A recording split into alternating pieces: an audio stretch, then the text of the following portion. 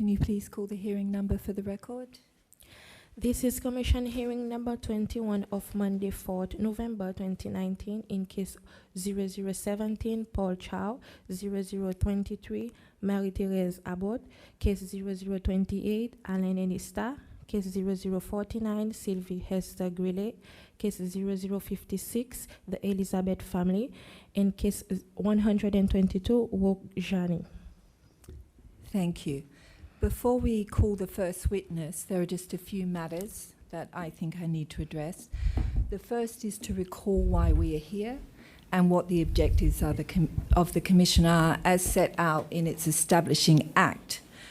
Fundamentally, through its investigations and determinations of complaints of allegations of human rights violations related to the coup d'etat of 1977, the Commission is to determine the truth of those allegations, create an objective public record of those violations, help bridge divisions caused by any violations, provide closure for the victims and perpetrators of the violations, and determine the appropriate reparations for victims, the appropriate rehabilitation for victims and perpetrators, and whether or not to grant amnesty. Ultimately, through its work, the Commission's objective is to unite the people of the Seychelles around a common agenda that will help them move forward in confidence and with a sense of common purpose. In that respect, the Commission is to provide the foundation for a new chapter in the history of Seychelles, a chapter built upon a taking of responsibility for and acknowledgement of the past and a making of amends for past injustices. I think it's very important moving forward that we keep in mind the mandate of the Commission at all times. The second is to confirm that tomorrow ex-President James Michel will appear before the Commission via a video link. The Commission is delighted that ex-President Michel has agreed voluntarily to assist the Commission, and it asks all people of Seychelles to encourage and support his participation in the Commission's processes. The Commission considers his participation critical to the Commission meeting its objectives, as he is uniquely placed to provide evidence to the Commission about the coup d'etat of 1977 and the one-party state that followed. The Commission hopes that tomorrow's session will be the start of an open and frank dialogue with the ex-president, and it asks everyone, please be respectful about his participation on social media, and remember that truth and reconciliation is a process, and we are just at the start of it. The third matter is to reiterate to all persons coming before the Commission the importance of limiting your evidence to that which you have a reasonable basis to believe is true.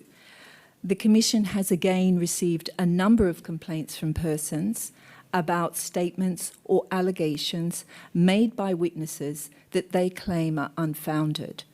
The Commission considers it important that persons named before it are given the right to respond, and that response forms part of the record of the Commission. I have a number of apologies that need to be made today, but we will make them throughout the day so that we can continue with our first witness and not delay our proceedings. Could you please call the first witness? Mr. Porch-Chow.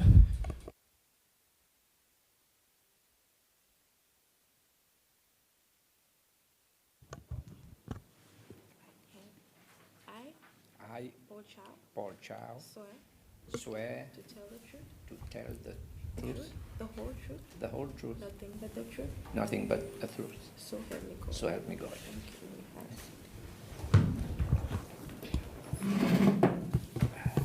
C'est ma point pédalo.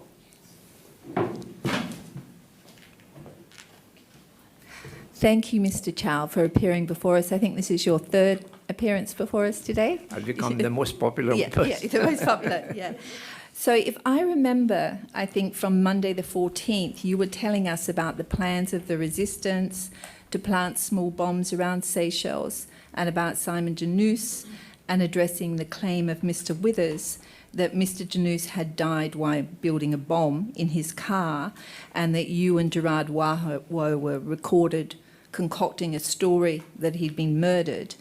And you also mentioned Andrew Popenoe, who had disappeared after the rebellion. So I think that's where we left off. I did want to show you, Mr. Withers had sent me this. I wonder if you recognise that at all. No? No. That is his invention. Yeah. It was created to follow up on the bugging that they did at Carlton Tower. Okay, so this was his creation, not your creation. No, I've never seen it. I don't think anybody in the world has ever seen it. Mm-hmm. Okay, I was curious, but it's some of the techniques are threaten the boss by telephone, go late to work, and take your time about work. I thought were maybe effective. But I hand the floor to you. Thank you. Okay, so where do we how do we start? Do you want to start where we left off? Do you want to start addressing the bugging and the claims about Simon Janus? Okay. Yeah. The issue of Simon Janus was we wanted to increase the perception of resistance inside the country. Locally, almost no one was able to do anything for fear of being killed or imprisoned. And so we decided when we got the opportunity through Mike Asher, he could construct small bombs and he could provide the explosives with the purpose of making enough noise so that the world notices what is going on in Seychelles. That there was resistance within the Seychelles. Unfortunately, the person who was to receive the explosives double-crossed us, which is how Simon Janus was intercepted and murdered. So can I clarify? So Mike, was Simon Janus part of this? Yes. He was part of it. Because Mike Asher was going to go away from Seychelles. All he wanted to do was help Simon Janus to build the bombs, make sure that it's safe, and then he would go away.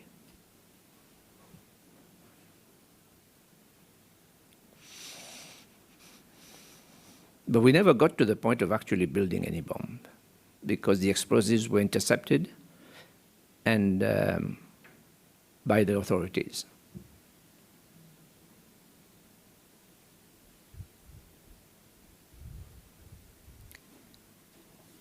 Bonjour, Monsieur Chow. Bonjour. Where were from the explosive were from? South Africa. I think it's not surprising that it could come from there, given because you have to remember in those days it was the apartheid regime and the ANC resistance was pretty active.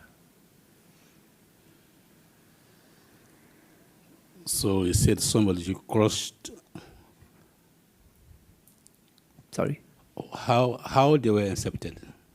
In the post office when it was sent. Oh, to the post office. The person who was to receive it in the post office was the one who double-crossed us.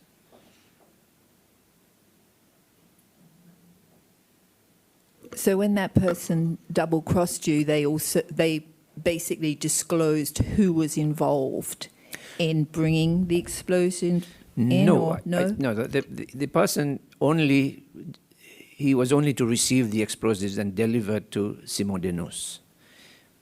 But that's what he reported. So they set up Simon Janus in a scheme we will deliver this morning and we'll meet you at such a place. And he was intercepted by the local army people and taken to, I believe, L'Exil, where he was tortured and eventually killed. Whereas Mike Asher was picked up at home, where he was living at La Misère. And he was also, I believe, tortured. The reason why we believe Simon Janus was tortured at L'Exil was because The guard at the gate at Sanssouci subsequently confirmed that he saw Simon Denous in a car with Tanzanian soldiers. They had to pass by the gate, and including, some security forces.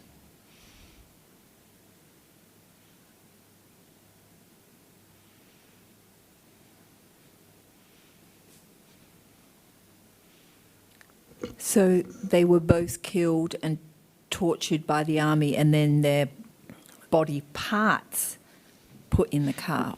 Well, I'm not sure if they were cut up into pieces before being blown up, but my impression was that the bodies were placed in the car with the explosives and they were blown up.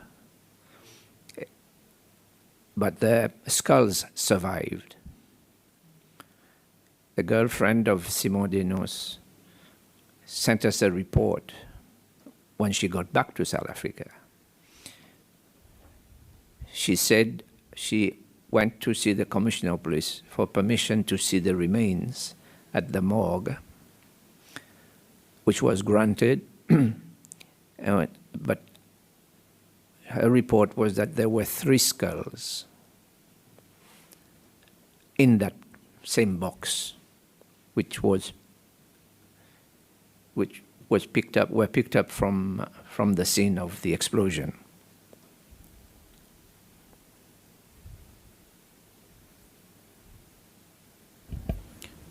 Monsieur Chow, bonjour. And the 3 skulls are supposed to be the skulls of Mr. Asher, Mr. Denous, and the third one? Andrew Popono. Well, that's what we are surmising, because he disappeared during the rebellion, never seen by anybody, except that certain reports arrived that he was being detained at the army headquarters at Bilo, in the cell, the little cells that you've heard about, and that he had been assaulted by Mr. Ogilvy Bailey. I believe that you have received a letter saying that Mr. Bailey never wears boots. But I think what she was confusing was that on the day that the soldier Andrew was assaulted, it wasn't the day he was killed. It was 2 months later. It was 2 months earlier that he was assaulted during the rebellion. But he died, or they killed him almost 2 months later, during the Asher incident. But the army rebellion, your sort of civilian resistance wasn't at all involved in that army rebellion. No. We were informed secretly that there was going to be one, but it was going to be in October. We were surprised when we heard the rebellion had already started. Subsequently, we've discovered that what happened was the French government, the point man for Africa during the time of President Mitterrand was his son, Jean-Christophe. He had an office in Quai d'Orsay, the presidential palace. And in one of the visits that he made to Paris, Mr. Oudoul went to visit Jean-Christophe. They shared the same ideology, so it was a very amicable arrangement. And Jean-Christophe told him that the French, you see, after the mercenaries, the French offered to have an ex-minesweeper, which had been turned into a little assault boat, to be stationed in Seychelles with French soldiers in there. There were about 6 soldiers.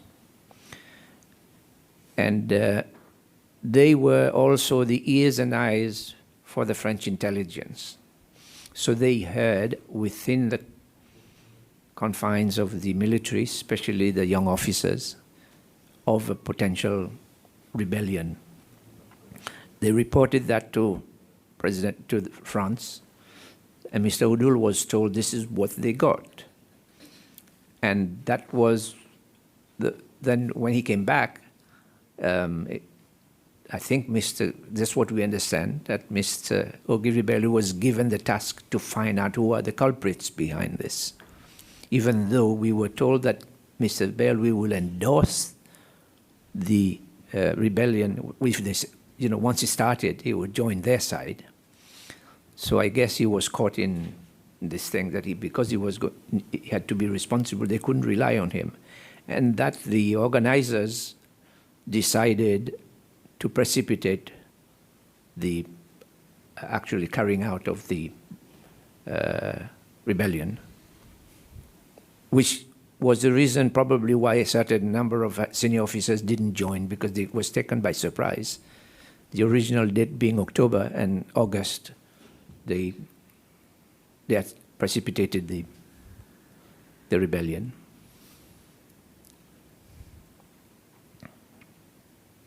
But this is all the information that we gathered through intelligence from our local people. How many local people did you have on the ground in the resistance? Well, let's put it this way.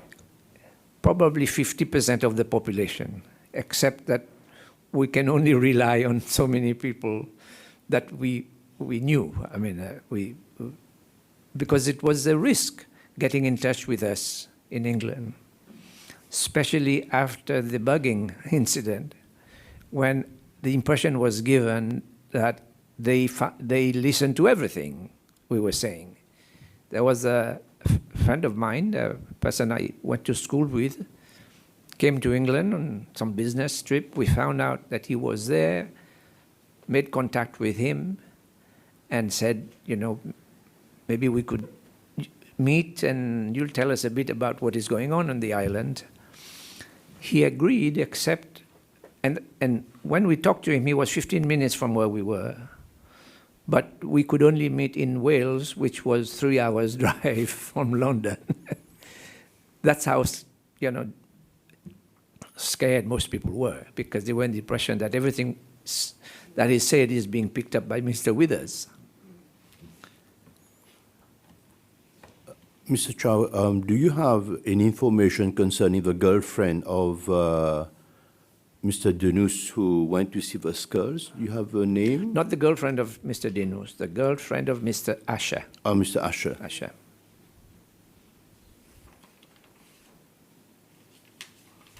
She was not sort of persecuted after? No.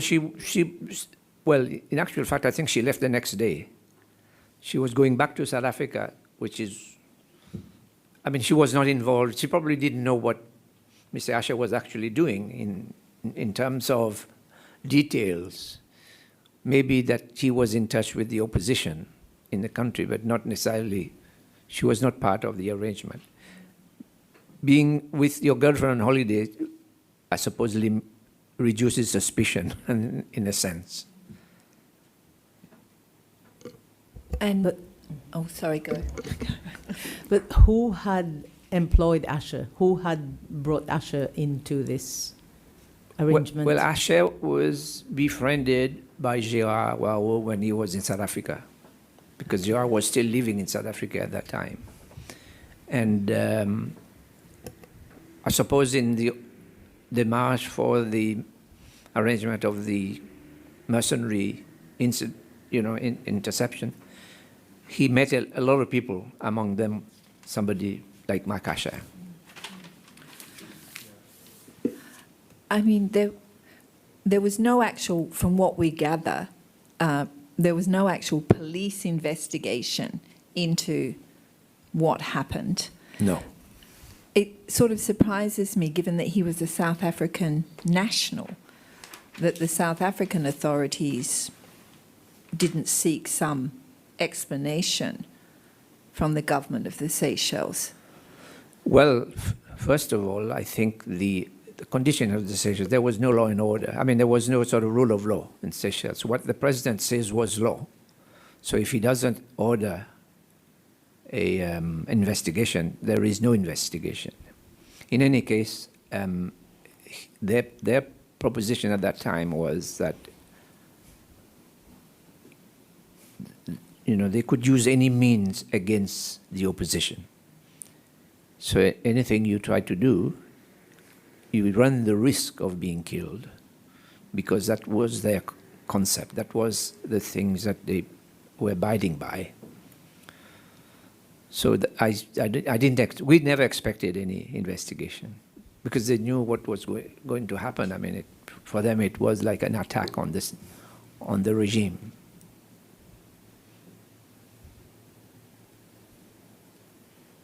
And was the resistance, we've heard from some people setting fire to buses, setting fire to schools.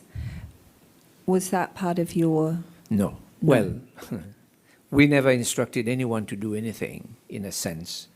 But some people took it upon themselves to do things like setting fire to buses was just an opportunity that arose for someone to do that, and because the bus was always parked at that particular spot in the evenings. So, but they were all coincidences, I suppose. After the failure of the mercenaries, some people, frustrated, wanted to take matters in their own hands and trying to do something themselves. So these incidents were all part and parcel of that frustration. But it wasn't an organized resistance. It was difficult to set up an organized resistance because of the way the authorities would react to such an occurrence. And I think we heard evidence about ringing airlines coming into the Seychelles and saying there were bombs on board and things like that. Again, this is the first time I've heard this. But of course, the only person who's said this is Mr. Withers. Mr. Withers, yeah. And he said it to you. I mean, I don't think he said it to anybody else. So I doubt, never heard of any incident where, Seychelles had to, because UK is not an easy place to do such things. Except if you were Mr. Withers, I suppose.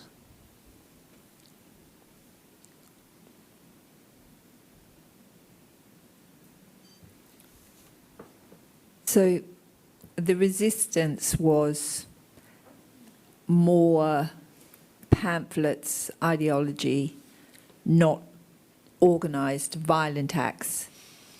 Absolutely, because our principle was not to affect the tourism industry, because that would get the population against us if we did that. So perhaps, I suppose, if we had succeeded in exploding a couple of bombs, that could have caused some issues with tourism. And but we, on purpose, whenever we had contacts with foreigners about Seychelles, we encouraged them to go and find out for themselves. And so we wouldn't want to sort of disrupt the normal tourism situation, although we had people who wanted to do that, but we discouraged them from doing it because it would be counterproductive. If people turned against us, then we would never be able to set foot in Seychelles too.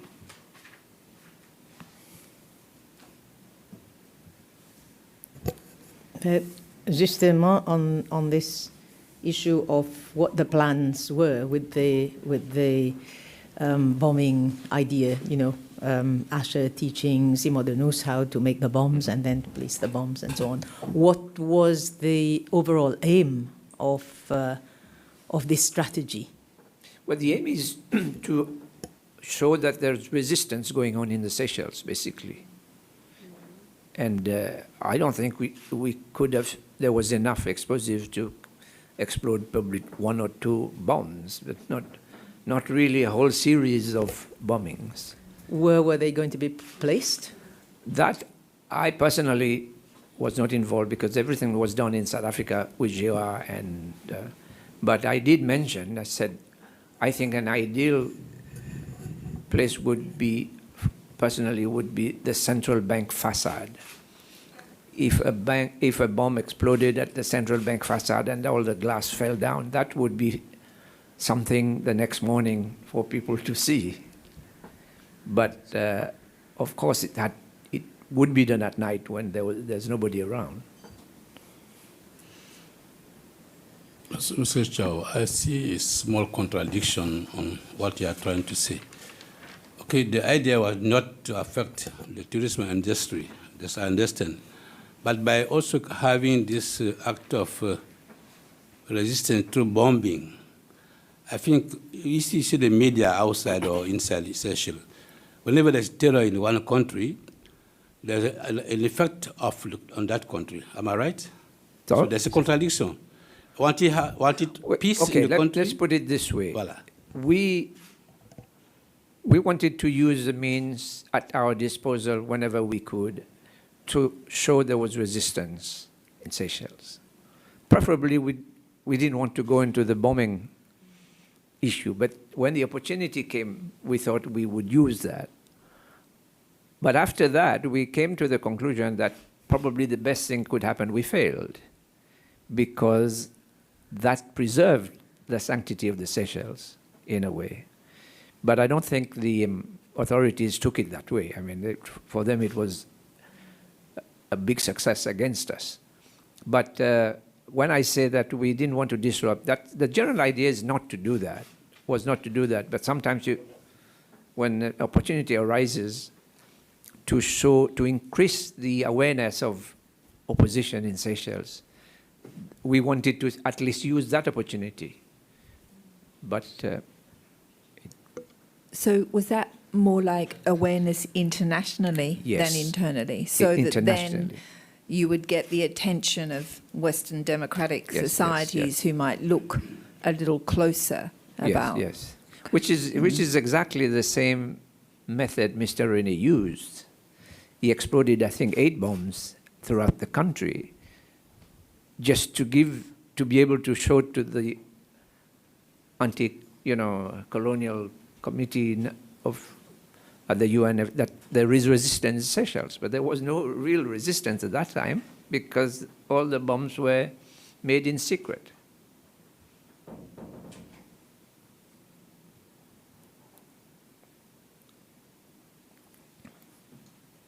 And there were police investigations into those bombs, and other people went to jail, right? Yes, one guy, person, yes, Guy yes. Paul. Yes, that's right, yes, yeah.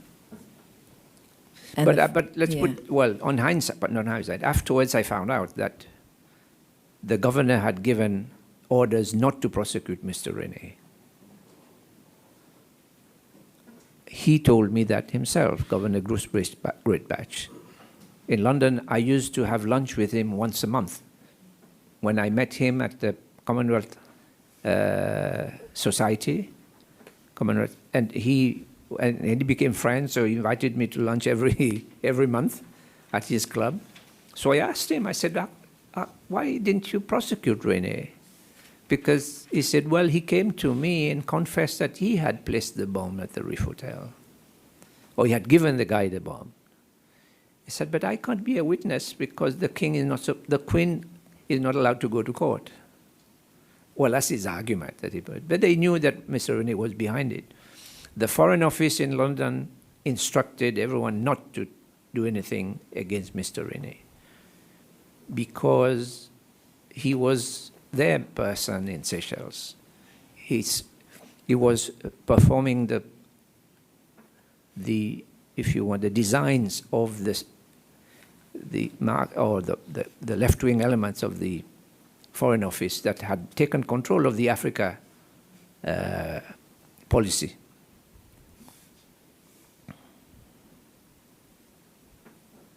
Mr. Chow, when you talk about you're involving who in decision-making about the way forward, yeah? Gérard and myself. Oh, Gérard and Yes. yourself. Only the two of you. Sometimes we consult on matters with other people, but basically the two of us were the ones who would make the decision. Were they a central committee or something like this? Or no? No, because the risk of being penetrated and is too great. So we didn't want to create a formal arrangement because it wasn't like a political activity. I mean, it was, and they had the means to penetrate any organization. They got the money. So we kept matters between only two of us and include other people as and when necessary for them to know or because certain things are being done at a particular time. But otherwise, all the decisions were taken by Gerard and myself.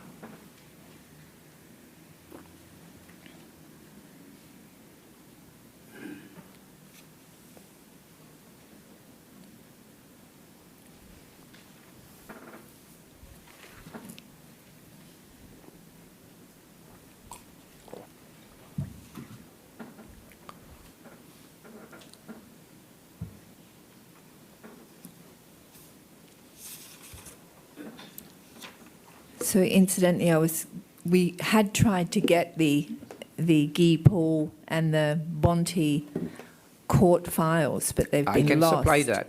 You can supply it? was it? published verbatim on the magazine of Mr. René's party. Oh, it would be great, because we haven't Yeah. been able to locate it from the court. If you could supply that, that would be great. Thanks.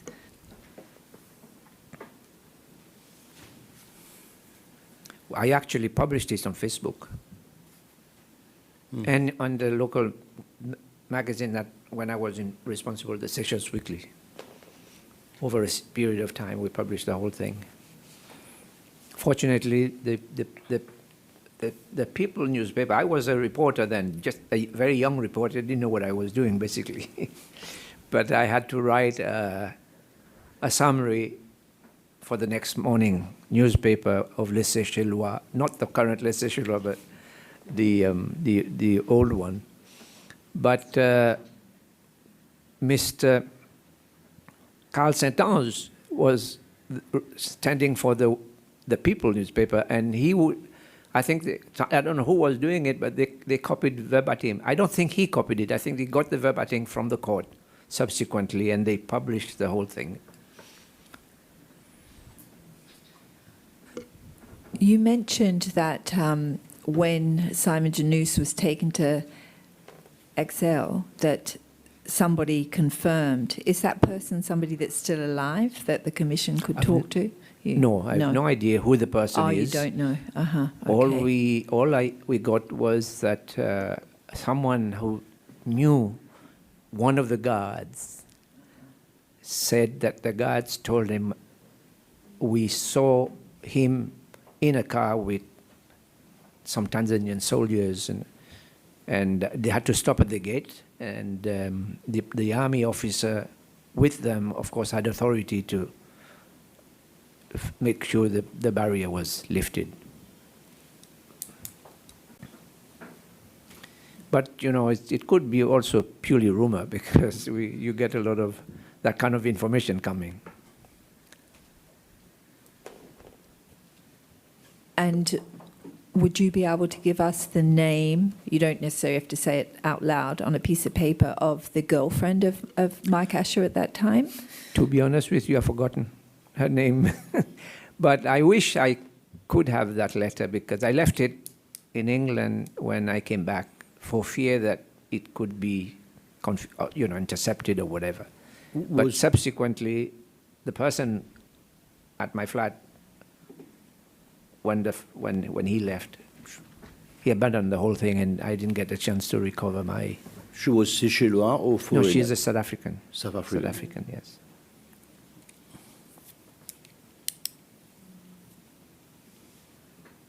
But even now, there hasn't been any further investigation in South Africa over Asher's... No. The South Africans, you have to remember in those days, South Africans, especially the white soldiers or ex-soldiers, in any activities they did outside South Africa were not, South African government would not interfere unless it was their own sort of mission.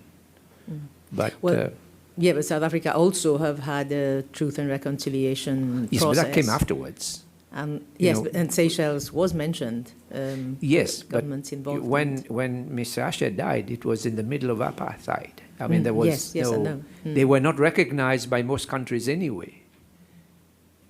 By that time, the UN had imposed sanctions, and Yeah.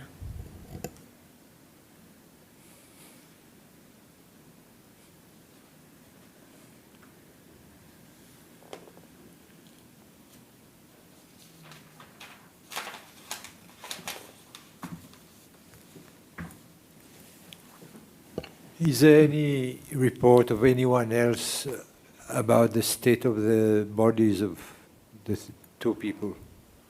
no, I've never seen any report. I suppose if this girlfriend had not asked for permission to see, we would never have known that there were 3 skulls. The only reason we are attaching it to Popono because nobody knows what happened to Popono. Years later, when I was campaigning in the district of Bobalon, I met a sister of Mr. Popono, and she introduced herself to me. And then I said, can I meet your mother, because I'd like to talk to her about what I know about this skull and everything. She said, yes, I'll ask her. The next day when I stopped by, she said, Mother refused. She doesn't want to talk to anybody about it. Basically, well, I suppose because she was an ardent supporter of Mr. Rene. And probably one of the things she never expected was that her son would pay a price in his, his bid for power. Was there any mention of, there must have been police officers who would have gone to the site the next day? Well, I suppose so, yes. But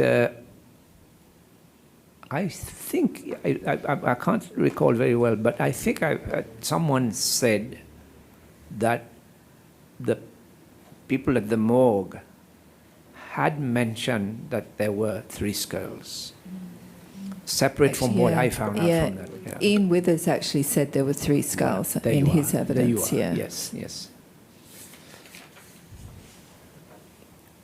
Ian Withers was one of the first ones to say that whilst in London, the papers reported that 3 people had been killed. No, I never read that. That's what he Never claimed. read that. But, Withers is suffering from a reactive mind, Freudian kind of psychology, because it's what he had read, not necessarily what he knew. So he had to put it in some context. I've never read anything.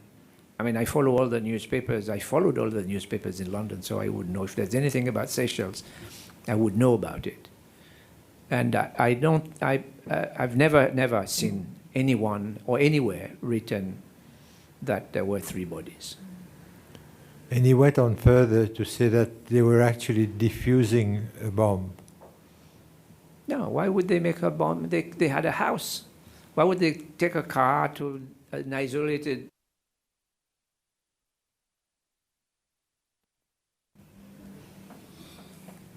But, I mean, if people are blown up, surely the bodies are not left intact, whole. Yes. Were those skulls still attached to Yes. corpses? No, not necessarily. Only recently we heard about Baghdadi blowing himself up, and the only thing that survived was his head.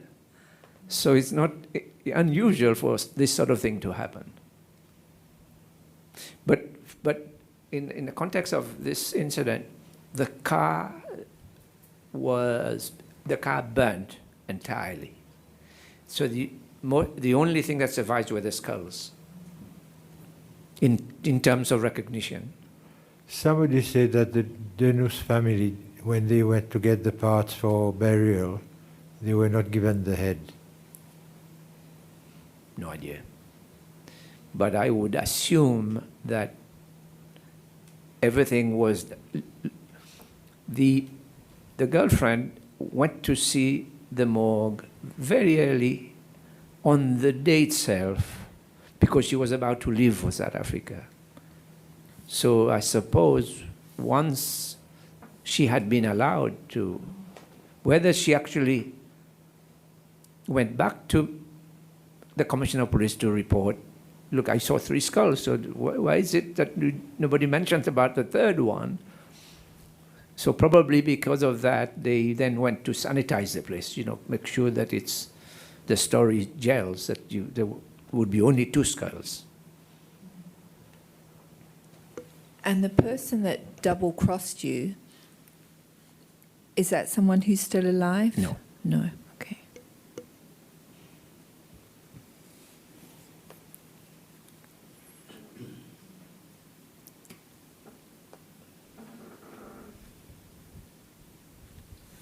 So I think you refute the claim by Mr. Withers that you made up a story, that you and Gerard were sitting around trying to make up a story to look like Simon Janus had been murdered when in fact the truth was he blew himself up.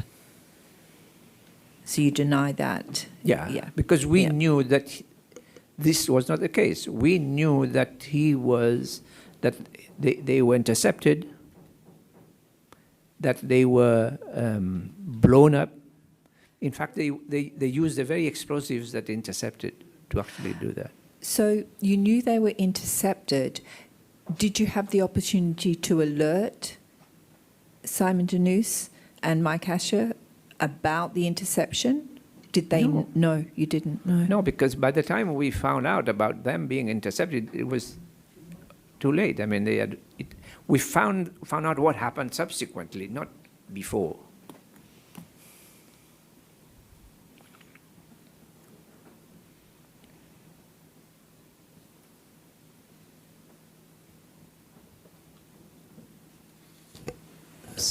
So in effect, what you're saying is that the bodies were put in the car afterwards?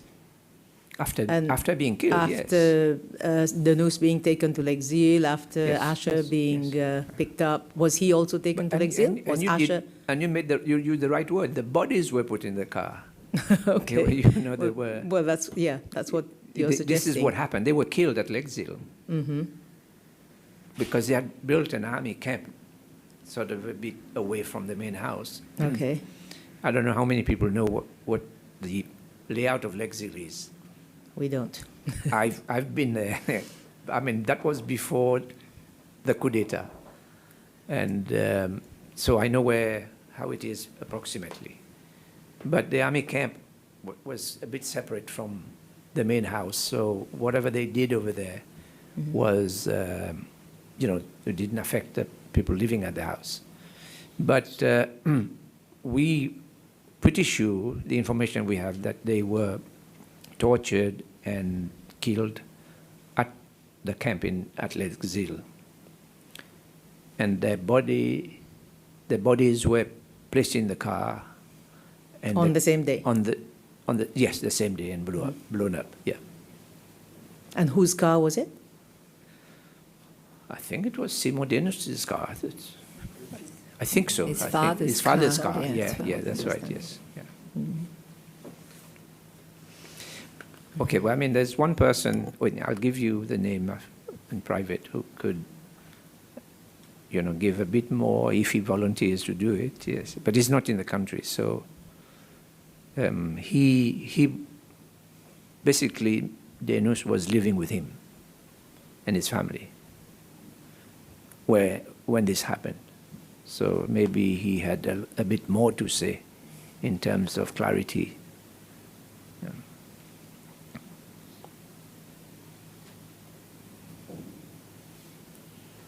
In terms of probability, the third skull, you said it could be the one of Andrew Popuno. I'm correct? It could be. One of Mr. Popuno, no? That's the one we are assuming. Okay, assuming. Because of the subsequent sequencing of things. Yes, that's right. And just for the recall, because Yes, still- because I mean, still he's the probability. only one that nobody knows where he what disappeared. Okay, just for the recall. But we have reliable information that he was held because he was one of the leaders of the rebellion. Okay. We have reasonable good information that he was held at L'exil as a prisoner. I'm just talking about this time span between the two events. That's why I'm asking you. Yes, but he was held at the time of the rebellion, which was August 17th, 18th, 82. 82. 82, yes. And Simo was killed towards the end of 82, I think. Same year as the rebellion, but a few months later. But we had heard, even before the Simo Denus incident, that there was one person at L'Exil who had been injured by Ogilvy Bailey. So that is how we put the two together. We thought that maybe they couldn't take him to hospital because of the state he was in, and they had to get rid of the body or get rid of him somehow, and they used that opportunity. If I may clarify something. Earlier you had said he was held at Bello. Mm-hmm. Now you're saying he was held at L'Exil. No, sorry, Bello, my fault, Bello.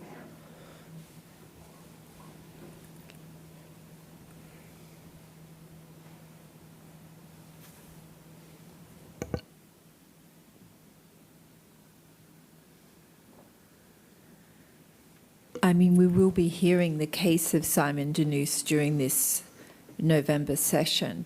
That's why we're so curious to get some information from you. But I would also make a plea to anybody who has any information about what happened to Mr. Denus to please come forward. He's one of those cases where no police investigation. I mean, there seems to be very little trace, you know. We can get the radio announcement, we've requested that Renee made, you know, saying that he was blown up in the car and making a bomb. But it's very difficult to find other evidence. But people must know what happened. Mm-hmm. But they also put MPR leaflets in the car. But these were the old MPR leaflets that we produced before we went to exile.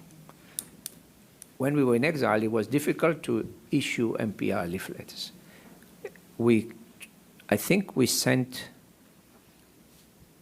fax. I don't know if the fax machines had been invented at that time, but it was around the time that it came. But we sent cassette tapes down as a propaganda. And but in terms of MPR leaflets, I don't know what type of MPR leaflets they had. I just read the report in the press. What those leaflets? What would they say in them? Like, this is a repressive regime. Actually, I'm sorry, I didn't bring it. Someone called me, came to me, said, "This is your production that you did 40 years ago. Now have a look. I've got one, so I'll give it to you."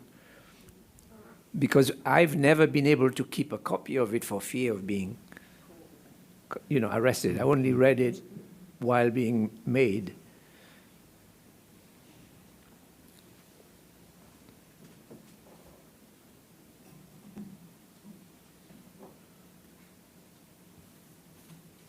It was more like talking about what was going on in the country and... Well, yes, and revealing certain things which would be of embarrassment to the regime. And of course, you know, taking the mickey out of some of the ministers and, and people. I mean, it's almost identical to some of the propaganda that's going on today. And when they are picking on the opponents, they're telling, you know, giving impressions of, you know, these people are doing various things. That's basically what we did. I mean, there was no insinuation or sort of urging people to do violence and things like that. No, that was not part of it.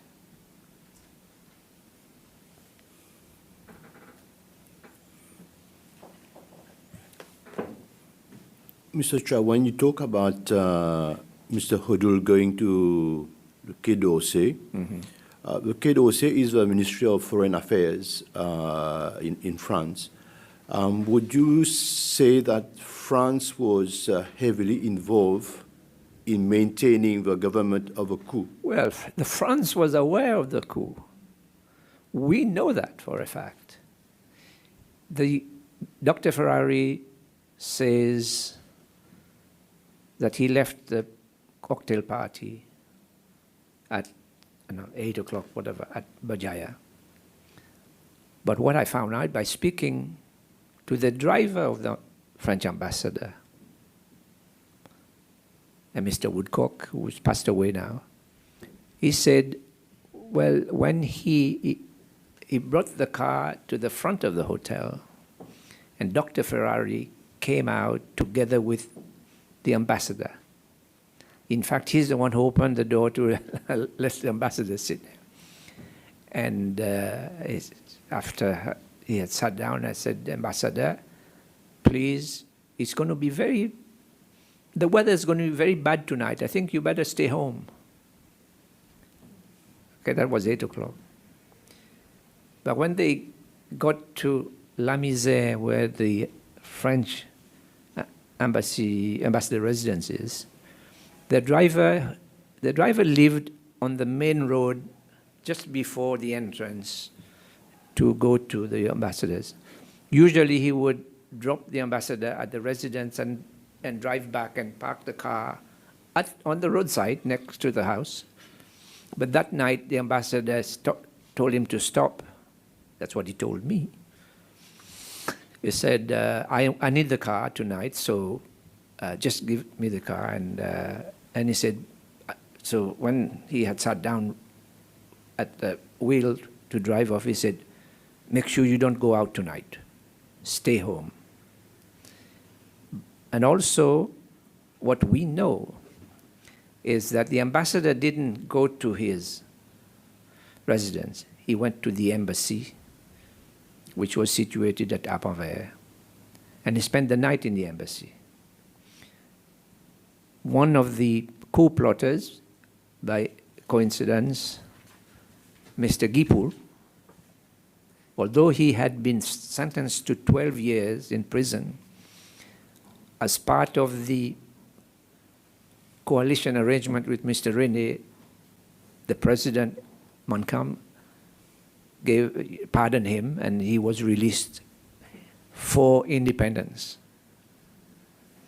So, but in the morning of the coup d'etat,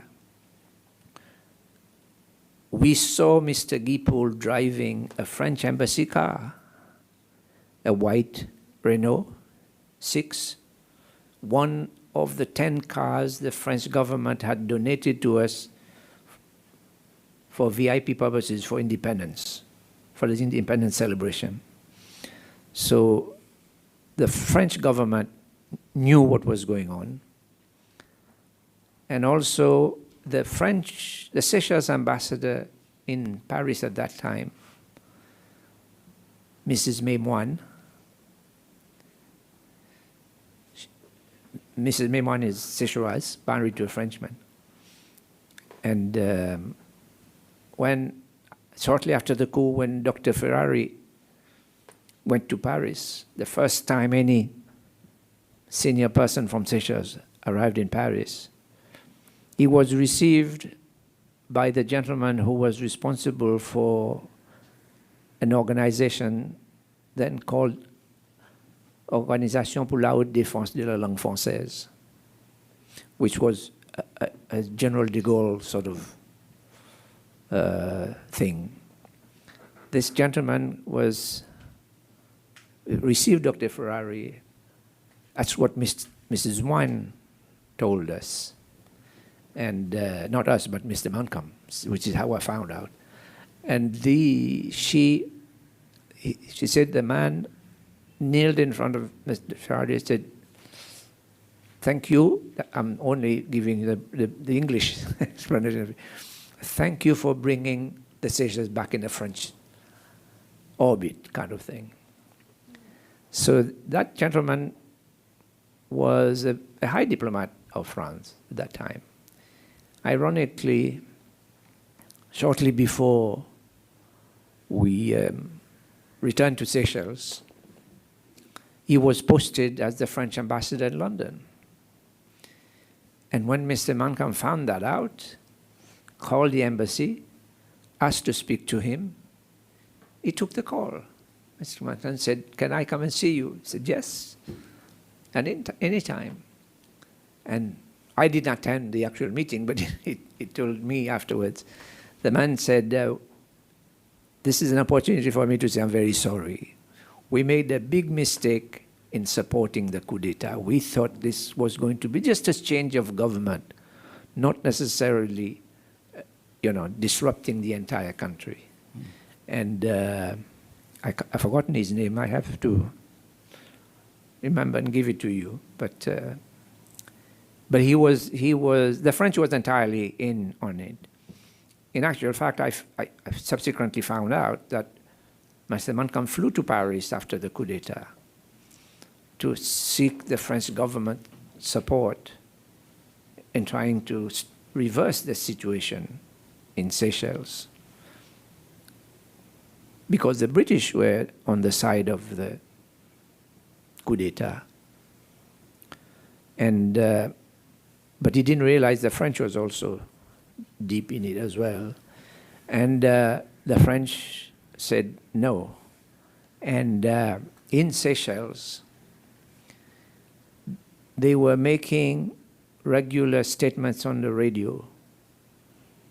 And I have a copy of all the statements they made, but in French, and which was reproduced by the local, nation newspaper. One of them was that they announced that the French ambassador had informed them that Mancam went to Paris to seek help, and the French government had said no, refused. Subsequently, they changed that statement because it embarrassed the French. And they said, "We heard that Mr. Mancam had gone to Paris to seek help." And so basically, both the British government, not in cahoots or in coordination, but separately, they had their own agenda. They actually supported the coup d'etat. And for the Brits, what was their agenda? The Brits, the two ministers responsible for African affairs in the Foreign Office went to the University of Sussex, which was one of the leading sort of decolonization and very much pro-Marxist people. And they knew Mr. Rene. Mr. Mancam negotiated a golden handshake from the British government for independence. This was going to be £10 million on the day of independence. So after independence, he requested the money was going to be used primarily to help boost up security, build up the police force, and a few other things like the Lagok Dam, and electricity and things like that. So he asked the British government if we could have the money now because we have to improve security, especially reorganize the police force. And one of the ministers, by the name of John Lester,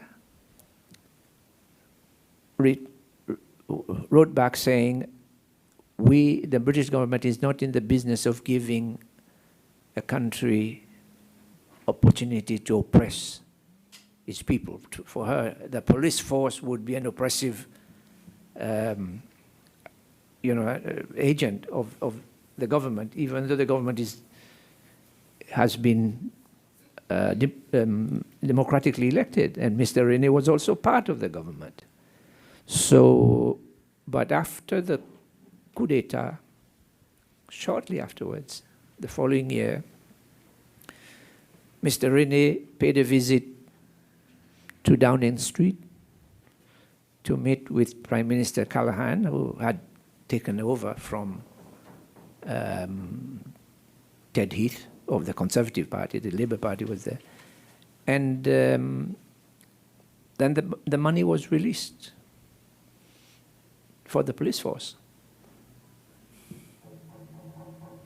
And the British government then recognized the government of Seychelles, even though they engineered an arrangement with the then Commonwealth Secretary General to prevent Mr. Mancom from addressing the heads of government at the Commonwealth Heads of Government Summit in London, on the ground that this would embarrass the Queen.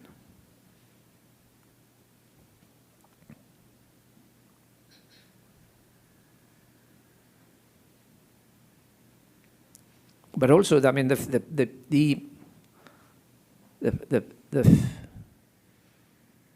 feelings of the Seychelles government, Foreign Office at that time, is reflected in the memos the various diplomats sent back to, and under the 30-year rule, this is now available, it's public knowledge.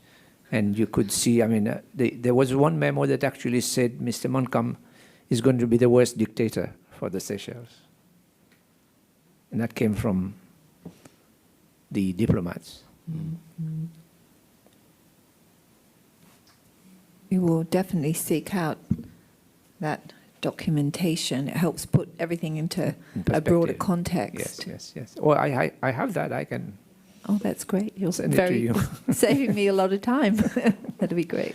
Yeah. You can also add the regular memos and French statements. It doesn't matter. We can. The one, yes, I've got that. We can use that. Yes.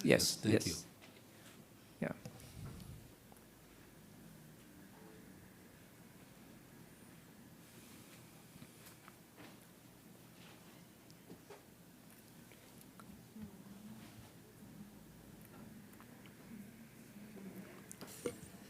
Thank you very much again, Mr. Chow, for coming Pleasure. and enlightening us.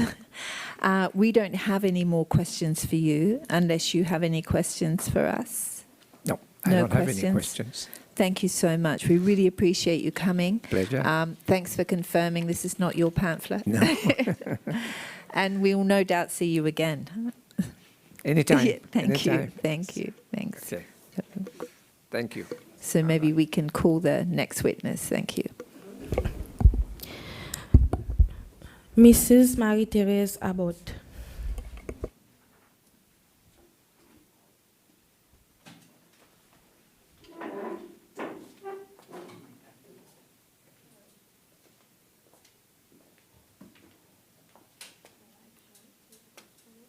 I, Marie-Therese Abbott, swear to tell the truth, the whole truth, nothing but the truth. So help me God.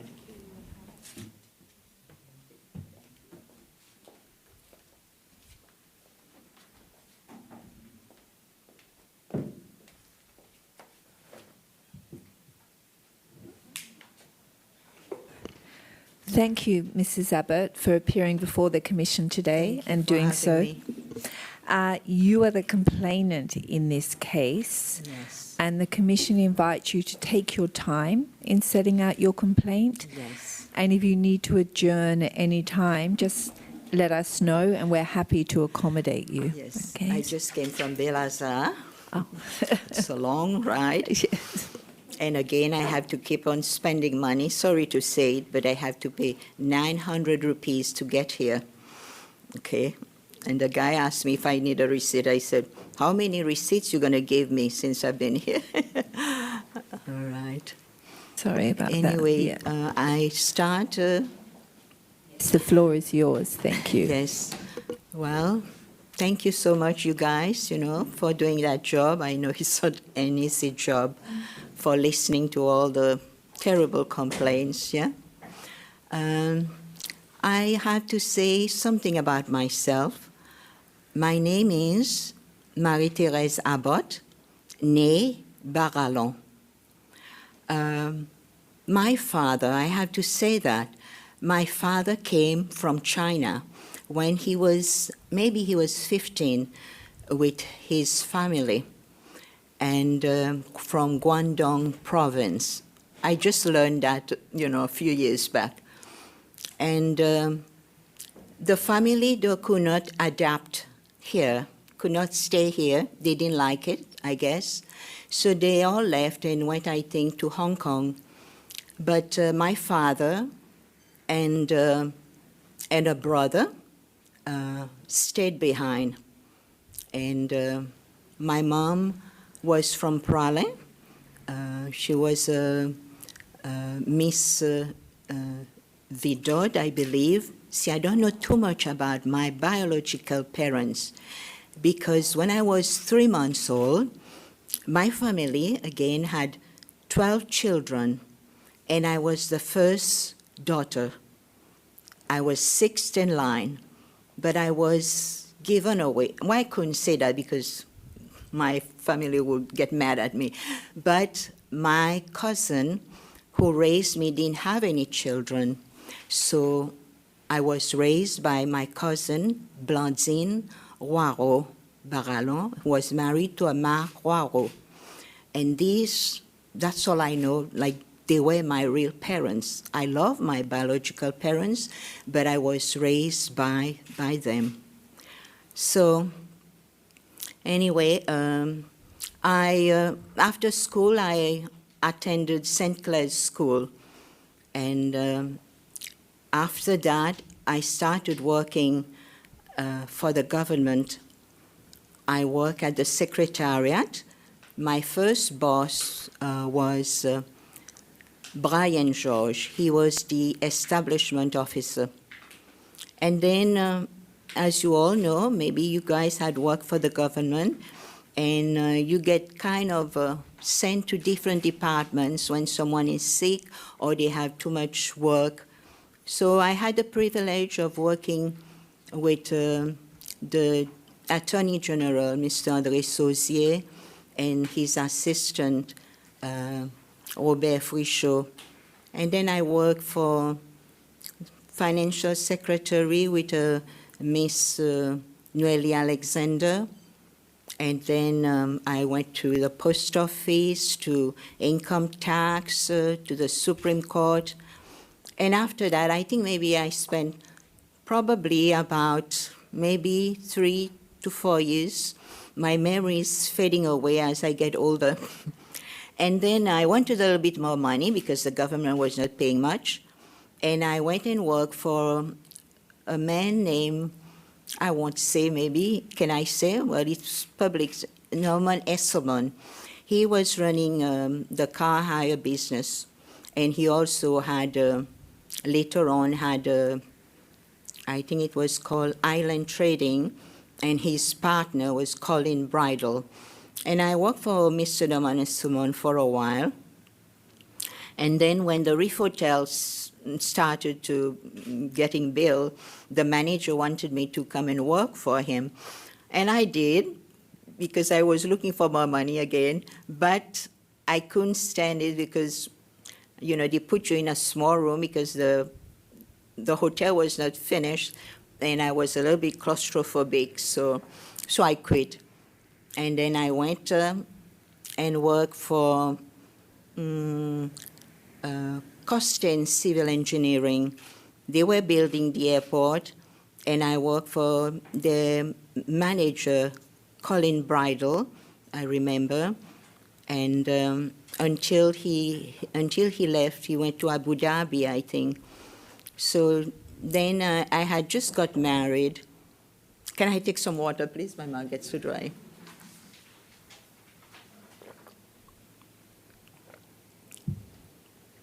And after his departure, I stayed a little longer. And then I went and worked for machinery and equipment, Mr. Lambert. And Mr. Lambert, Mr. Esme Jumeau, I remember, was one of the partners there.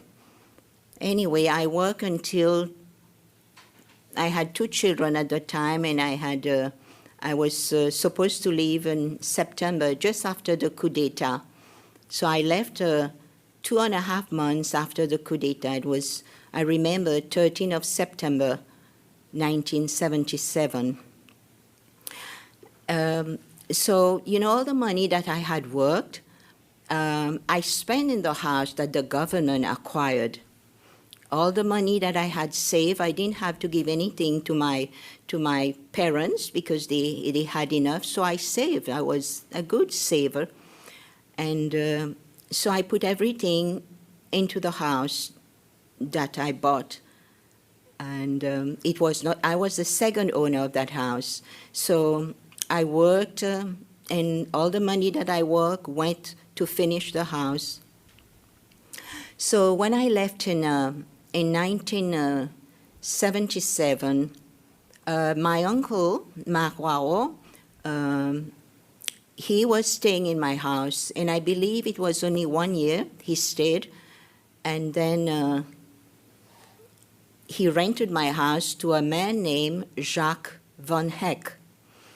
Jacques Van Heck was I don't know if he really came from Belgium, but that's his nationality. He could have come from anywhere from Africa. I did not personally, meet with him or rented my house to him, but my uncle did. So then sometimes I can't remember exactly when my house was acquired, but because it was through my bank, I think it was Standard Bank, and every year I would have the money transferred to my husband's account in Hawaii. So when I asked for that, the year that I had asked them to transfer the money and also to give to not my biological, dad and mom, because they didn't have much, to give them some money to. But they told me that the government, in the Gazette, it was in the Gazette, that the government had acquired your home. So anyway, I think it was in 1983 that I had written to a brother of mine who was also here, but he has a different name. And he worked for the survey department. And I had written to him and asked him about what is that tenant's right, because I had heard of the tenant's rights. So as soon as he got my letter, in fact, I still have that letter with me. He said, I wrote the letter, I think sometimes in December, and he replied to me sometimes first week in January, I believe, in 1984. And he said to me, do not worry, because the tenant's rights, because your house is being rented to a foreigner, so you don't have to worry. But then just after that, I heard that the government had acquired my home. But I think the only person I want to blame here, I want to blame Jacques O'Doul. Jacques O'Doul, actually, he never informed me, like I said. It was through my bank that I was told that the government had acquired my home. But as soon as I heard about it, I could not come straight away because, like I said, I am not sure when my house was really acquired, because it's kind of the time, the dates are fading away now in my mind. Can I just clarify, when your bank notified you, did they notify you because there was no money coming in? No money coming in from the property. So it wasn't Yes. as if you owed the bank and were paying? Or, No, So I there never was no, owed, yes. the rent wasn't coming in? Yes. Okay, thanks. So anyway, when I heard about it, I did come here because I have small children, 3 daughters, and I didn't work over there, and I have no family. You know, Hawaii is very, you know, we halfway around the world, halfway to here. And so I had no money just to travel. But I was able to come through mileage or whatever my husband had, you know. So I went in 1988, and the first thing I went and I saw Mr. Jacques O'Doul. And I asked him, I said, Mr. O'Doul, could you please tell me why did you take my house and what are you going to do with it? He told me, he was very arrogant, and he said, I don't have to tell you what we're going to do with it. And he also told me, you can remove your furniture. We don't want your furniture. Now remember, my house, when it was built, I had the furniture were built to fit my house.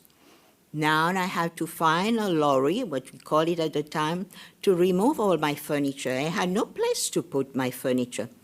But I did go to Okap. My uncle at the time had bought a property and he had built a house.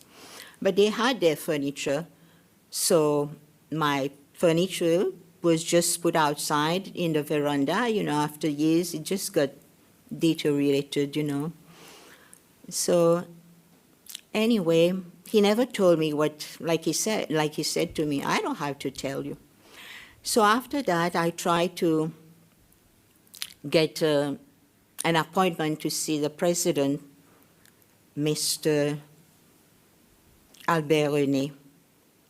So I tried, like 3 trips I came over here, and I tried to see him. And at the time, I could only come for a month. So it was very frustrating. And I had a girl who worked for him, and we used to work together, and I know her very well.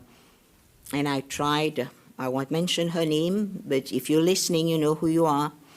And she just will not let me see the president. So after, I don't know if it was the 3rd time, what I did when I arrived, I called Mrs. Sylvette Frichot. I knew Mrs. Frichot, and I knew, you know, her siblings. She went to St. Clair's School too, I think, but she was in a, you know, higher class.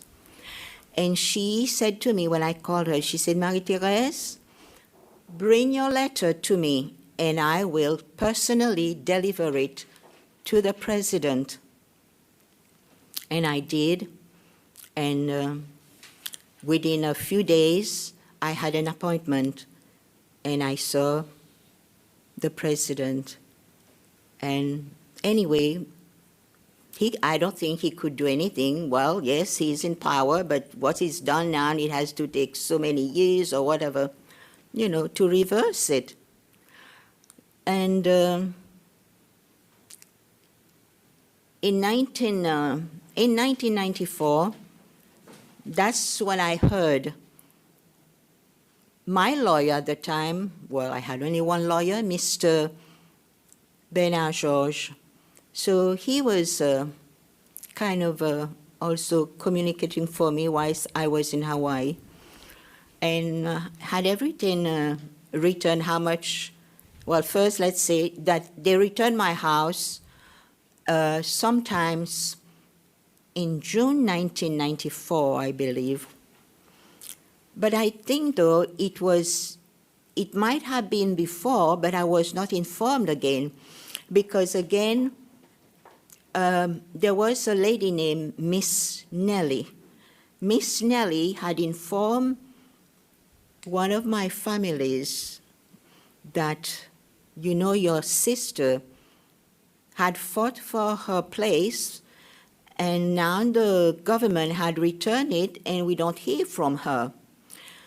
And so as soon as I heard that, I didn't even call Mr. George. Maybe he did get the letter, but maybe he never got the letter. Maybe there's a way that they kind of put your letter somewhere, the government, that you get it, maybe a year or two after. I don't know.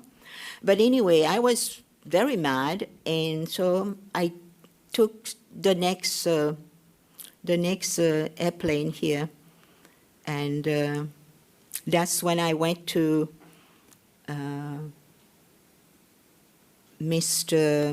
the Attorney General was Francis Changsam, and I was told to go over there and sign for the reversal of my property back to me.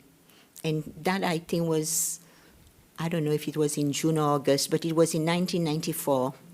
Can I just clarify? So they Yes. compulsorily acquired your property in the national interest in 1988. I don't know. I think it was, like I say, I came in 88, but I Yeah. think it was either, it has to look at the Gazette, maybe, Yeah. And or then, on my file. right. The and government has my file. It's a Yeah. big file like Yeah. this. And then they didn't do anything with it, and then they just No. gave it back to you? No, the tenant, my tenant, let me talk about my tenant now. This Jacques Van Heck, he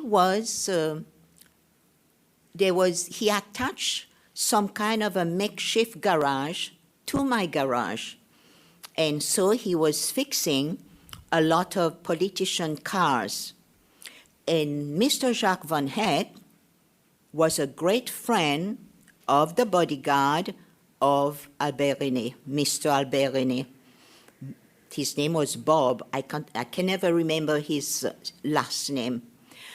So I don't know what my house was, because my house, everybody seems to like it because it was like a fortress, maybe. I don't know.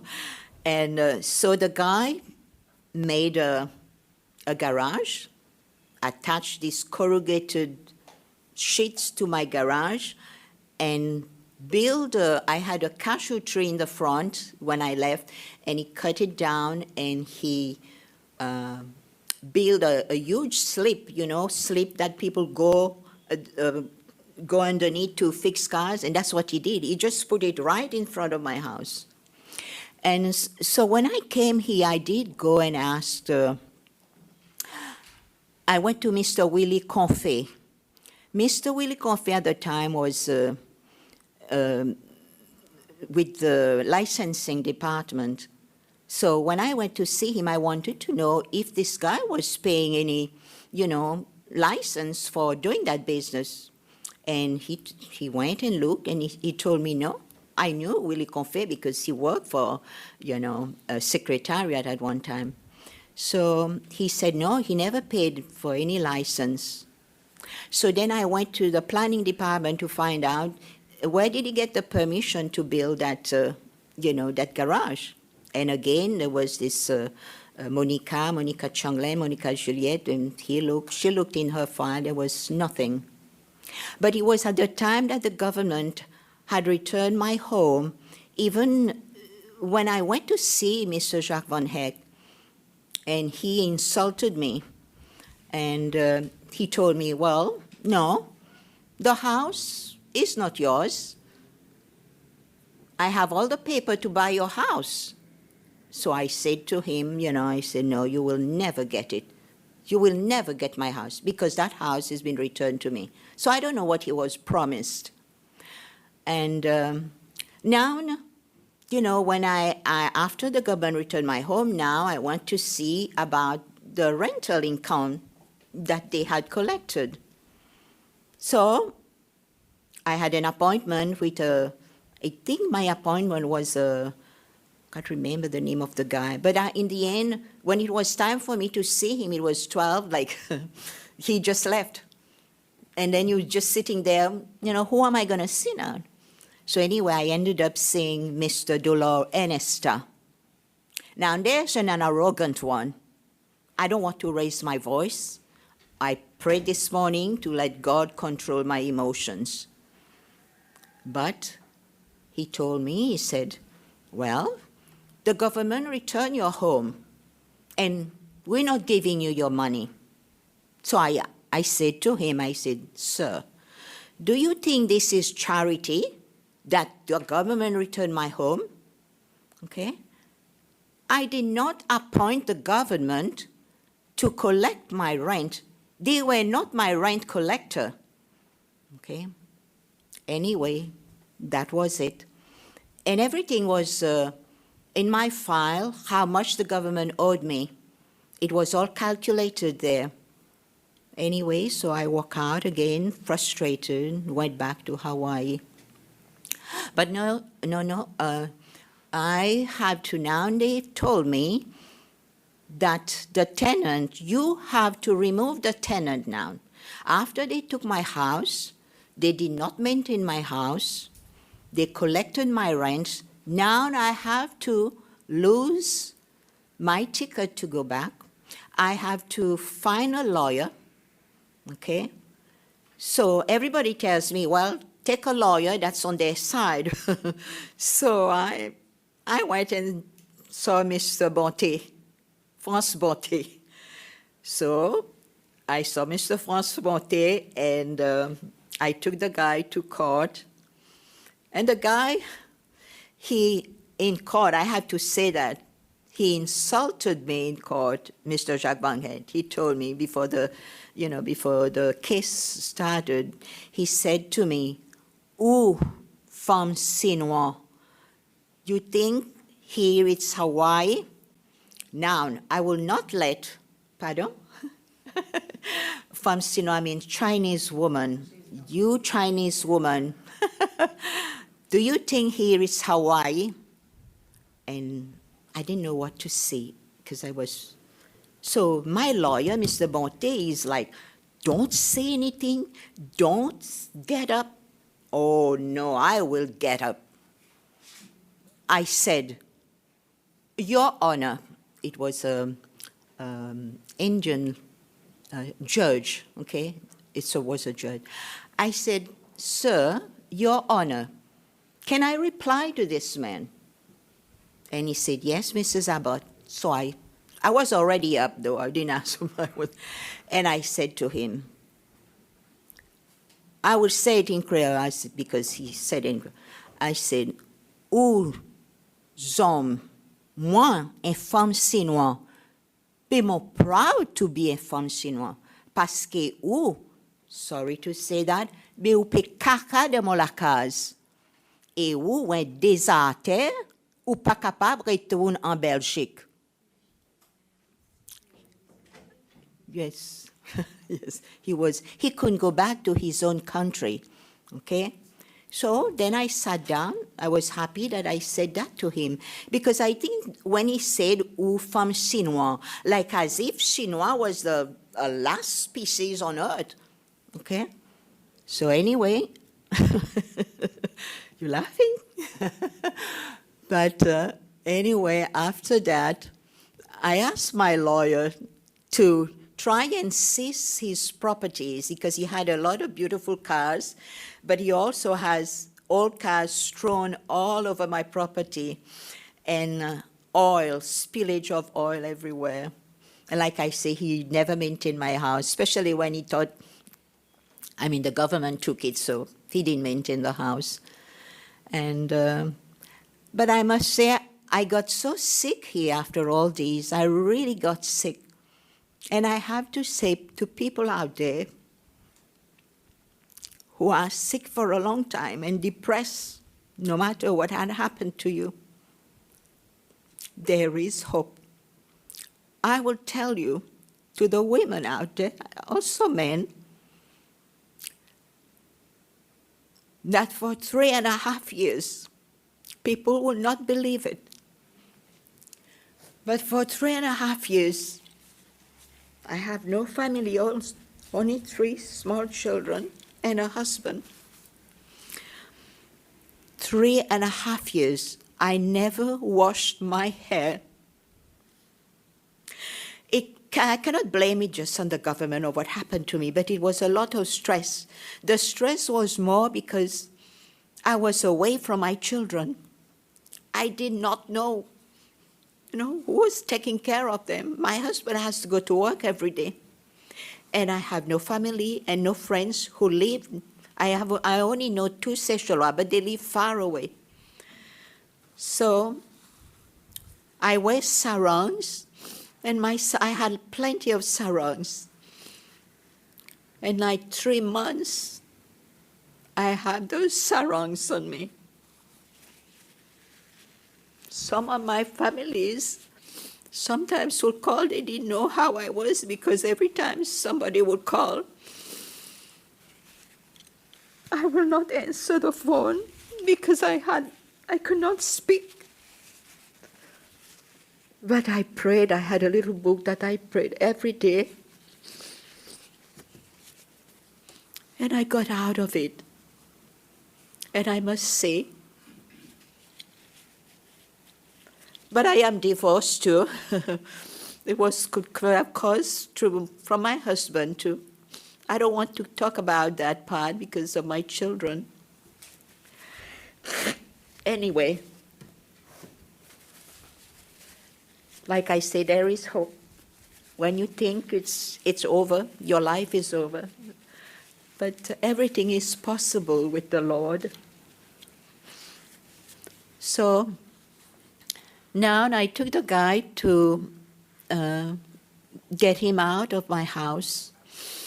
And I wanted some of his properties to be seized by my lawyer, but he didn't really, do anything much. Because I saw that he was advertising for everything that he wanted to get rid of for him to move. But before that, I want I written everything down, but it's still in my bag. After I had seen Mr. Confé and this lady who was in the planning. And I had gone to Praslin for one day to visit an auntie of mine. I was staying at Au Cap with my uncle, Marc Poirot.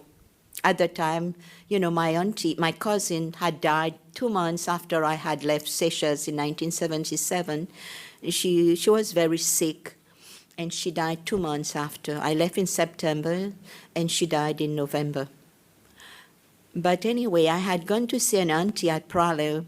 When I got back, my uncle had remarried, and so his children, came down and, like, Auntie Therese, there's a jeep here with a lot of police, looking for you. And I'm like, what? What did I do? Anyway, I was scared a little bit, and I went to the jeep. And they told me, do not be afraid, but you have to go and see the commissioner of police. And so I went down with them. I can't remember who was the commissioner of police because I didn't live here and I don't know. The only commissioner of police that I knew was Mr. Pilet, because Mr. Pilet and his wife knew my cousin. Okay, but I can't remember who was the commissioner of police that day, at that time. And my file was there. He looked in my file, and he told me, Mrs. Abbott, Mr. Albert René, the president, had noted on your file that you do not want to rent your house anymore to Mr. Jacques Van Heck. And so they asked me now, and they say, so what do you say? And I say, what do I say? I said, give me a piece of paper and I'll tell you what I want to say. Anyway, I wrote down that I never rented my house, me personally, to this man, and I will never, ever let this man stay in my house anymore. So what happened was Mr. Jacques Van Heck, since now he doesn't have a place to do any business, and he probably had gone to see immigration so that he could stay. But I don't know what happened. It could from what I understand later on, it could have been that things went sour, that the bodyguard was no longer with Mr. René, and I don't know, Mr. Jacques Van Heck, if he was only there for doing that business, or what was his relationship with the bodyguard and Mr. Alberini. But apparently Mr. Alberini must have known him to say that I don't want to rent my house to this man anymore. And he wanted him to get out of this island. So, so I think I got sick and left, and Mr. Jacques Van Heck apparently went to Madagascar. And within 3 months, I did not know, I just found that out. Within 3 months, he passed away. Okay? And now I want to say, you know, at first I want to trash, I really want to say some nasty things to Mr. Jacques O'Doul. But you know, I thought about it because his circumstances right now, I don't think I can say anything bad. But I want to say to him, I forgive you, but you have to ask for forgiveness, not to me, but to the Lord, because you made my life a living hell. It's not like you only took just my property. You took my livelihood. It was something. I did not work in Hawaii because I wanted to be with my children.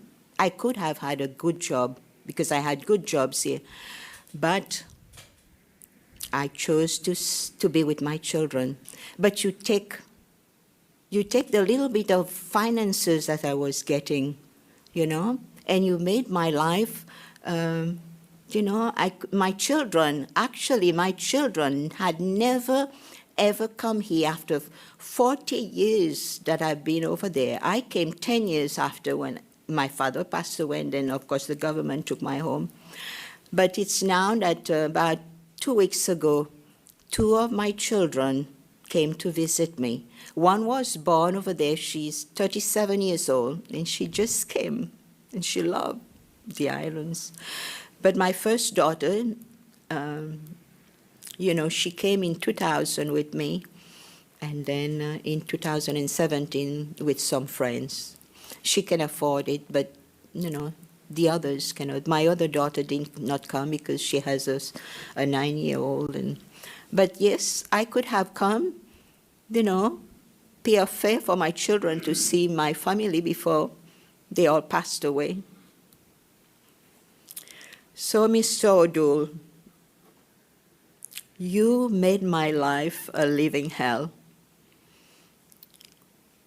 And I don't know if you realize it, you know, the consequences of your actions. You know, you destroyed me. My life was almost over if I didn't fight so hard to get out of the misery that I was in. Because it's hard, you know, to travel. From Hawaii, it's almost just traveling time. I think it's like 35 hours, okay? It takes you more than 2 days to get over here. And the price, you know, like $5,000. Where do you think I'm going to get that money? Okay? But again, you know, when you have power, you just do what pleases you. You don't think of the sufferings of other people. You know, okay, for me, these are material things. I am grateful that the Lord gave me back my life, and I'm still here. But for the people, like, you know, when I listen, you know, to these sessions all the time. And when I saw Father, Reverend Father French sung him, my heart, you know, I cry because I knew him very well. My cousin knew him very well. And I remember my cousin invited him for my wedding. And he couldn't come because he had to do the Mass at Osoyal. And he gave me a Bible and he wrote something beautiful. Of course, it didn't last, though. I'm divorced, yeah. But yes, my heart, when I listen to the testimonies of, of the killing of his brother, I never knew the brother. But now that I hear even the children, it is so sad. I kind of sympathize with them. I feel, their grief. And like I said, I won't mention, but a lot of my families were victimized. I don't want to talk about them because some of them have already been here. But, and Mr. Dolor Nesta, again, he was, my satisfaction though, twice, there were two moments. One time I was at a place where they sell tiles. And I was with my contractor.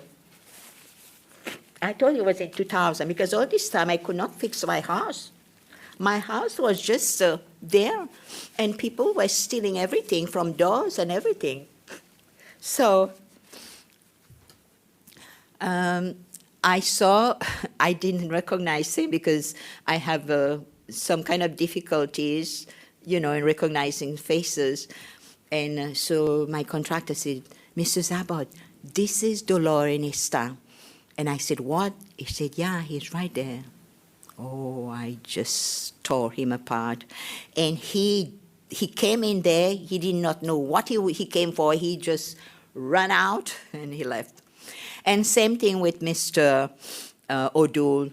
I don't know if it was at the time that I was trying to get this man out of my house. And he was no longer a minister, and he was coming down the Supreme Court. And I saw him. I was going up, and he was coming down. I just said some nasty things to him. I don't remember, but I know I hurt his feelings. And now I hear that, sorry to say that I heard that he's very sick. So that's why I want to say some nasty things, but it's okay. I forgive you if you can ask for forgiveness. Not to me, but to all the people you have hurt, okay? And up till now, I still cannot finish fixing my house because I will come, most of the time I will come 1 month and I have to leave because of my children, they were small. And but this year, I arrived on Christmas Day. And but I did not go and live in my house because I didn't have anything. I have a woman who worked for me way back, before I left in 1977. Just after I bought the house in 1974, she worked for me, and she was living very close to me. She would come and have her children cut my grass, and she will kind of clean up. But I did one time. My sister-in-law one time, she said, when the house was empty, she said, I had this girl, she's my godchild, and, maybe you can let her live in your house. And there I go with a good heart. I let her live in my house for more than almost 3 years. And I don't know what she was doing, but at the time, we never had burglar bars. So she had put burglar bars all over my windows. But when I came in 2000, it was a disaster. She had lived there for 3 years, and now she asked me to pay her for the bars that she put. Now, remember, she never gave me a cent, for living in my house for 3 years. And so because I wanted to fix the place, and I'm okay, I'll give you maybe 15,000 rupees. It was not even worth that because they were not very well, put there. So, but there again, they had gone to see Mr. Bonte, and Mr. Bonte had called me and said to come and see him. I said, why? For what? And then he told me that these people wants to sue me. And then when I told him, sue me for what? And he did not know, he thought that they were paying me. I said, no, they were staying there for free, okay? So, sorry, I have to laugh. So he told them, get the hell out of her house. So they did get the hell out of my house. But they took a big hammer, a huge hammer, and they smashed all around the windows. When I went to see, everything was on the floor, big pieces of concrete all over. Now, you're going to go and sue these people? I wanted to sue, but it will take, what, 5 years? 10 years, maybe? And so my contractor told me, Mrs. Abbott, just don't take them to court. Since you already, I will fix it. But you can see that it's been damaged even with fixing, I mean, when something is broken, it's broken. And so this is my luck, yeah. And then people had taken everything from doors to all the pines that were with my house. It was very well, I spent a lot of money, But up till now, way back when the Jacques Van Heeg was in my house, apparently he had written a letter, said that someone was mining somewhere, and a rock came on the kitchen roof and damaged it. So now I should have taken a picture of my house. After all these years, I couldn't fix it because the other thing is because it's asbestos, it's litanic, and I have difficulty now. So my house, one section of my house, especially now it's raining, I have big pots all over the place. The roof is, the ceiling all damaged. So, but yeah, so I came in on Christmas 2018. I was here on the 25th. I arrived, and I stayed with my niece at Cascade for 2 months. Then on the 26th of February, I know I was going to forget that, but on the 26th of February this year, because I arrived in December, Christmas, on the 26th, I moved to my house, okay? And I didn't have anything. I remember I have no towels, nothing. I take a shower, and I had to stand underneath the fan to dry me up. I don't know why I didn't have no towels. I thought I had towels at my home. So, and I have no television, no nothing. So when I woke up that morning, I had a little telephone, which is all tied up with some rubber bands. And I had it for years. Every time I come here, I use it. And I'm like, okay, I need to listen to some news, but I don't have anything to listen to news. And as I had all the little attachments that I had forgotten how to use, and I put the attachments, and it was exactly 7 o'clock.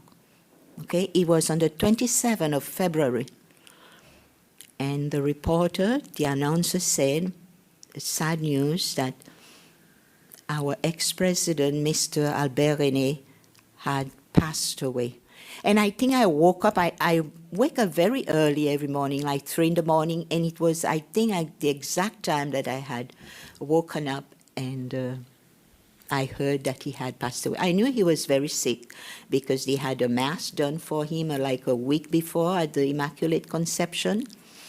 And I'm like, look at that, okay? Well, he didn't do anything to me, okay? Whether he knew that my house was taken, because I did not know him personally when I was a young girl, but I did know that I live at now the place, Honeypot Club, which is no longer, there is another story, it's all damaged, the Honeypot Club, because that, after my cousin, before he passed away, there was a deed that was, it would be, what do you call it, usufruct for my uncle, and after his death, it would be for me and my brother who live, with them. But it was leased to, can I say the name? Because he should be very ashamed of himself. Can I say it? Someone who has a lease over a property. Well, he was leasing that property from my uncle, and he did some renovation, and then he knew that that the place is going to be for my uncle died when he, just in 2017, so he was 101 years old or 102. Okay, so, but I won't mention his name, but this is what he did. He destroyed the place. He totally destroyed the place because he did some renovation. And when I say destroyed, electrical work, water and everything, and he smashed all the windows. And he is supposed to be a lawyer. He is a man who's supposed to know the law. But there again, and I do want to take him to court, but again, I've seen Mr. Bernard Georges, but he's so busy, with everything. And so far, I am trying to fix the place, not from my money because I don't have the money, but it will be a contractor who will do the job and then retain the money that he put in the place.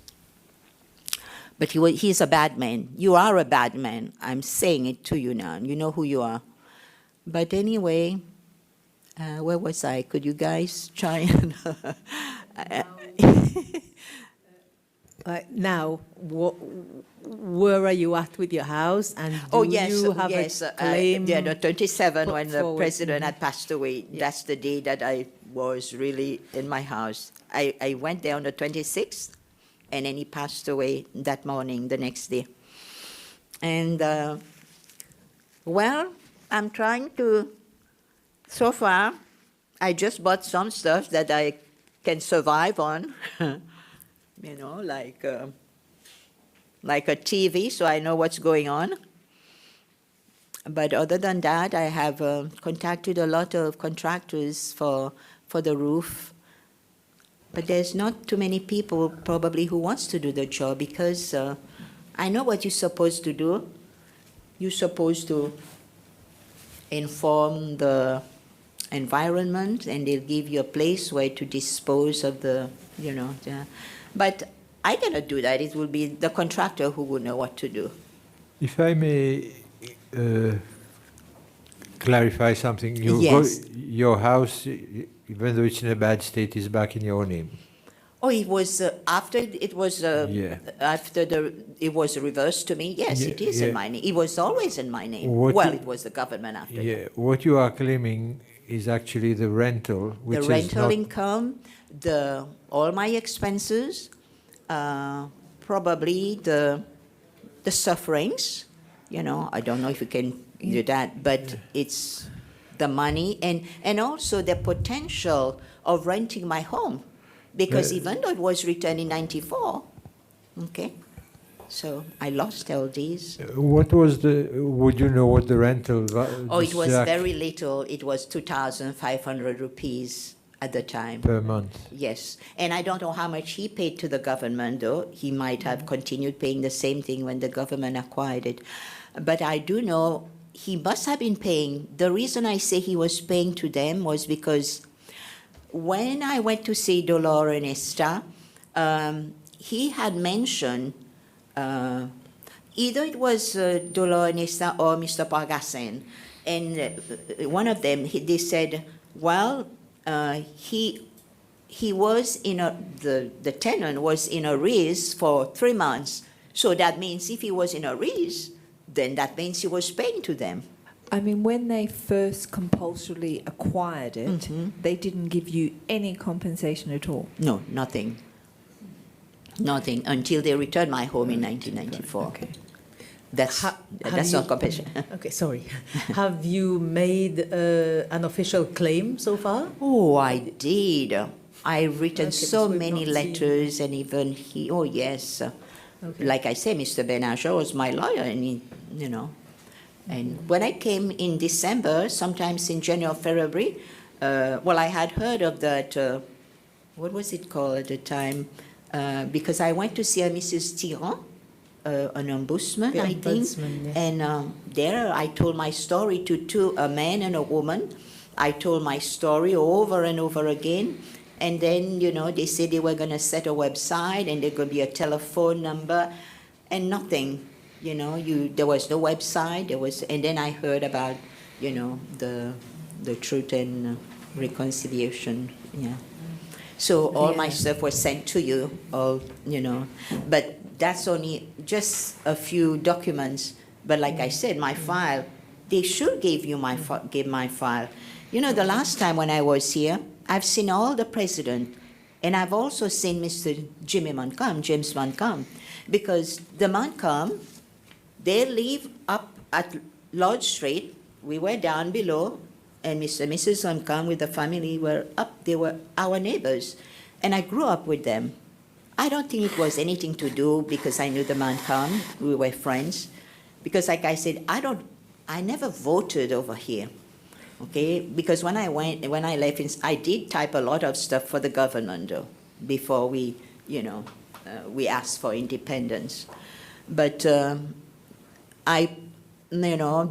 had only one daughter, Anne-Marie, so I was a friend of Anne-Marie, and I knew, you know, Jimmy Montcalm, you know, Billy, Bobby, Frank, and the other one, did I say Mickey? Yeah, he passed away.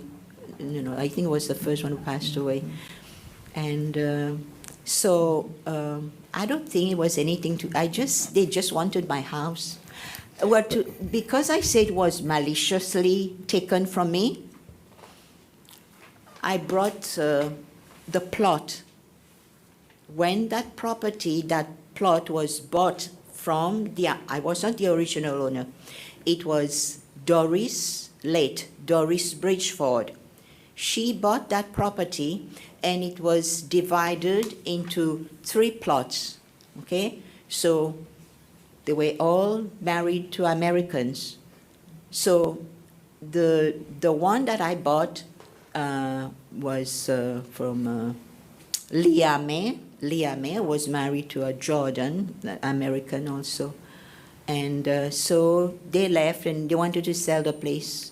So, you know, with my money that I had saved, and with the money that my uncle and my auntie, you know, gave me, so at the time it was a lot of money, but now it's not really. So bought the place, but it was not finished. So I put all my money that I worked from all the other, you know, places here, and to finish the place. And so by 77, we bought it in 74, so by 77 I was out of here. Okay. But now, I mean, you said you've made several claims. Where are you with that? I mean, at what stage is it? Has it been acknowledged that you Oh, are no, they never entitled to acknowledge that? anything. Okay. Madam, I had, in 2014, like I said, I saw all the presidents. There's article from Mr. Montcalm when I went to see him. There's a picture of my family. They were all small. It was at the time, I think, either I was claiming for my house or whatever. He had written an article. And then I had gone, in 2014, yes, that was my last trip before that one. I went to see Mr. James Michel. So Mr. James Michel, he told me, you know, Mrs. Abbott, Marie-Therese, I think they should give you your money, but it will be only on humanitarian ground. Don't know what that means. I guess it's my rights were violated. Okay, they've taken something that they shouldn't have taken, because if they were going to do something, they would have taken the whole, only my house was taken, but the others, they didn't take Only mine. Mine was the smallest plot that they took. Do you remember the parcel number? C329. That's at Les Mamelles. Oh no, that's it's just past Kempinski, Oh, okay. en Soleil, Belazar, whatever you call it. They say Belazar en Soleil, yeah.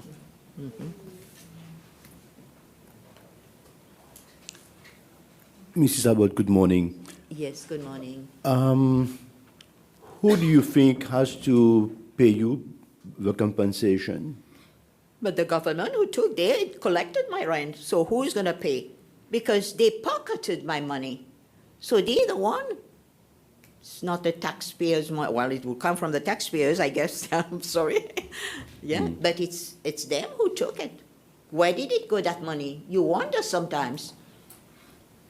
Secondly, Because of so much corruption. Sorry. Secondly,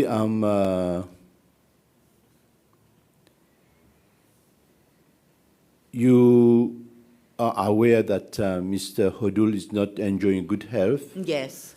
and I'm not sure he will be able to understand now. He won't? I hope so. He will not. But I will pray for him, so he will. Okay, So I go think ahead. it is. I have to appreciate your willingness to forgive him. Yes, I do. And though he will not be able himself Yes. to express any remorse and any sort of forgiveness, you said in your evidence that if he will ask, you will forgive. Yes. But he's not in a state to ask Yes, for any I understand. forgiveness. Yeah. Yeah. So I appreciate your openness of mind and to forgive him. Because, I always say, I read that every day that, when you bitterness can just kill you, okay? So he's not going to feel anything. But if you have, revenge, hatred, or whatever, that will destroy you. Very true. And I did try that. Almost destroy me, yes. So now I'm wiser. Hello, Madam. Good morning. Yes, good Just for my morning, own sir. understanding, to clarify my, Okay. where are you staying right now? Well, I am at my house at on Soleil Belazar. Like I said, I took a taxi to get over here. It cost me 900 rupees. rupees, okay. And where are your children now? My children, too, just came to visit, and they went back to Hawaii. Yeah, they all live in Hawaii. Yeah, by themselves. They all grown up, yeah. So that's why now I can stay that long. And maybe I will stay here. The only reason I always said I will stay here, not because of my family. Yes, I love my family, but because of the fish. I love the fish here. Yes. In Hawaii, when you think there's fish, no. Yeah, costs very expensive. But yes. Good morning, madam. Good morning, madam. Just to clarify something, can you tell me why did you left Seychelles after the coup? Yes. Yeah, I didn't get that. Well, I was married to an American, and he was working for RCA at the time, at the tracking station. And his company had lost a contract, and he didn't want to stay with the other company because you say, oh, I will lose my seniority. I myself would have stayed, even though we had the coup d'etat one. But, when you're married, you have to follow. So, and it broke my heart because my cousin who raised me was dying also. And that hurt me to leave at the time. But I had to leave. It was not about the coup d'etat. I did leave, though, just 2.5 months after the coup d'etat. But the one funny thing, maybe if he's listening, my husband, no, I won't trash him, my husband, I remember I had at the time, at the coup d'etat, I had a 3-month-old daughter. And I had quit my job because I know we were leaving, and of course I had maternity leave and everything. At the time I was working for machine and equipment. And so he was going to work, and he came back. And he said he cannot go to work. That was the day of the coup d'etat. And So he said that the roads is blocked because he goes through, La Misère. And so he went, I saw him, I never knew that he had a gun. I can say it now, because nobody, he had a gun. I can't tell you what type of gun, but all I know, he said, I think the the coup d'etat, the people wanted everybody to bring their guns, any ammunition or whatever, arms that you have. So he went and he refused. He just took the gun and he just smashed it. And as he was doing that, he cut himself and he asked me to come and band-aid it. And I almost fainted because at the time I could not look at blood, so he had to do it himself. Or maybe, my nanny went and helped him. And so I don't know where the pieces of that gun is. Is it on my property or if it's somewhere at the tracking station somewhere? I don't know. So, but yeah, he destroyed it. He said he will never give his gun to them. Yeah, so. But yeah, that's where I am at. My children are all grown up. That's why now I'm here for, it's almost a year. In December will be a whole year that I've been here. And so. Well, I think we will ask for your file, but it seems to me that your property was taken in the national interest, no good reason. Yes.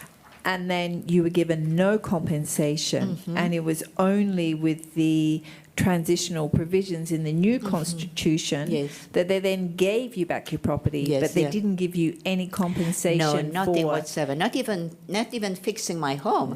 Okay, but like I said, when I saw Mr. Michel, then he told me that yes, they should give you back your what you have lost. But it has to be on humanitarian grounds. So that's when he sent me to Mr. Christian Lyonnais at National Development or whatever. And I went to see him. My file was being transferred from State House to National Development. And I saw this Mr. Lyonnais and just talked to me. He gave me another appointment. When you go back, excuse me, he's not there, you had to see somebody else, and I think I saw Mr. Charlotte, and then from Mr. Charlotte, they sent me to Chantal. Chantal, look at my file, oh yes, you should get your money. And then, just when you're leaving, the day before you leave, then they'll say, no, you're not getting anything. And that's when I went straight to, first, I went to Hebdo, okay? Now I say, I'll just tell my story. And I went to Hebdo, this paper. I can't remember what's the name of the beautiful lady who was working there. And Vital, I think.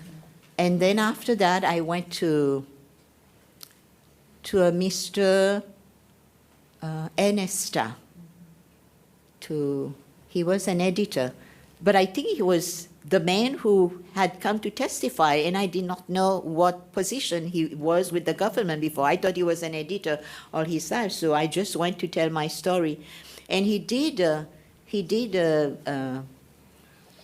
write something very good, which I think my daughter did not send it because I was looking at it this morning through, email, and I didn't see that. But he had written, he was the one who kind of clarified what was the relationship that went sour between the, bodyguard and Mr. René and Mr. Jacques Van Heck. Yeah. So he addressed that relationship in his story that he wrote. Okay, we should get a hold of that story. Yeah, because might be interesting. Yes, because I did not know, because he there might be also something went sour over there too, I don't know. But that's what, I got the paper, actually when I reached Hawaii, that was the day I was leaving, he wrote that for me, and so was Hebdo. And I did see there was an Italian paper. I can't remember if it was called Today or whatever. There was an Italian man, but he never took my story. Maybe he was scared. I don't know.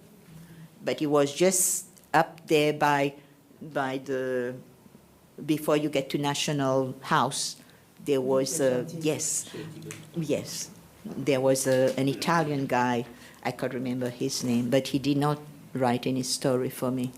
Mhm.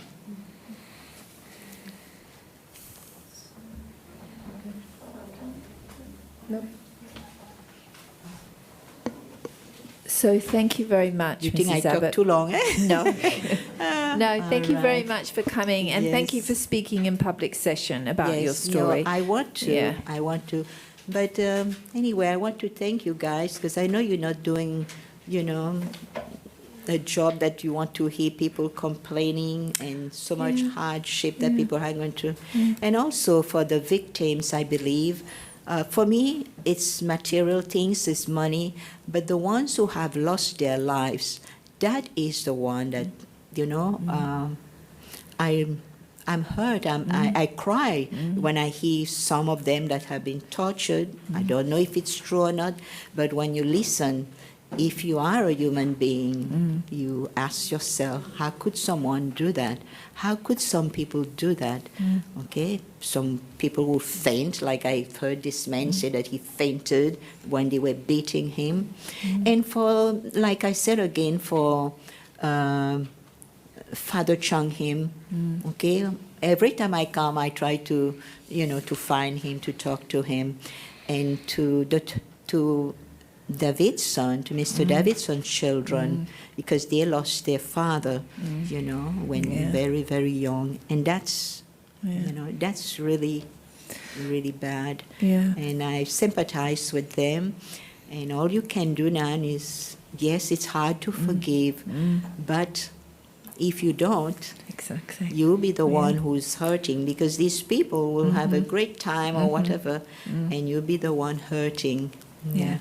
That's So, very wise. I think yeah. your wise experience. But I think for us, you know, it's an honor really Yes. to have complainants come. No, but I wonder, I'm you know? saying, Yeah. when you go home, do you sleep, or these things go, you know, around, you know, because we all human, even though you hear it, Yeah. I'm like, how do they do it? Yeah, I But mean, I thank think, you so yeah. much. You're doing a great Yeah. job. I mean, it's an honor, I think, for all of us, you Yes, know, and for yeah. the complainants to come and speak publicly, you know, in front of us.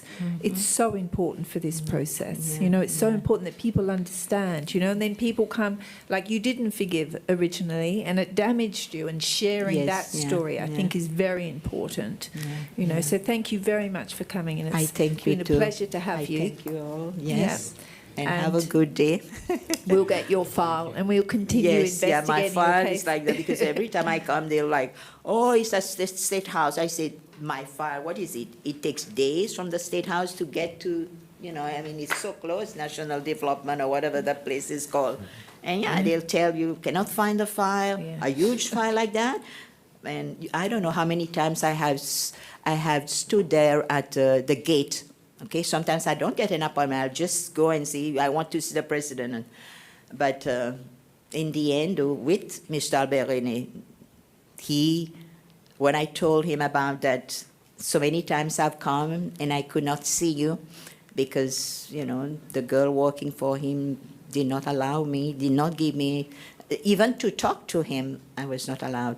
But when I saw him after Mrs. Frichot, I want to say thank you to Mrs. Frichot.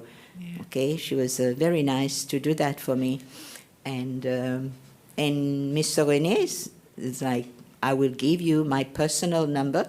So whenever you want to call, you will call on that number and I will be the one answering it. But of course, I'm sure after a while, he probably gave that number to so many people and he probably, phone. no longer, yes, yeah. Yeah. But that was nice of him. Yeah. May your soul rest in peace. Yeah, My that family would was say, nice. what? Sometimes you're like, yeah, I cannot say anything good because, you know, they hate you. But no, it's all right for me. Try to find your file. Find my file. The last time it was at National Development with Mr. Leone. Okay? So that's, but now he's no longer there either. So it's like, I don't know, you know, people come and goes and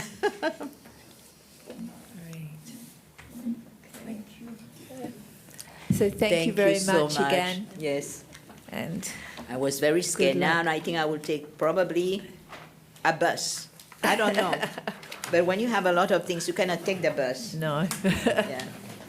So, thank you so much. thank you very much. Oh. So let me find my schedule. Who have we got next? Okay. Can we take 5 minutes, please? We'll just take a 5-minute break. So we'll be back, well, let's be honest. Let's get back. You need a break. Yeah, 13-minute break. We'll be back at 11:30. Thank you. All rise.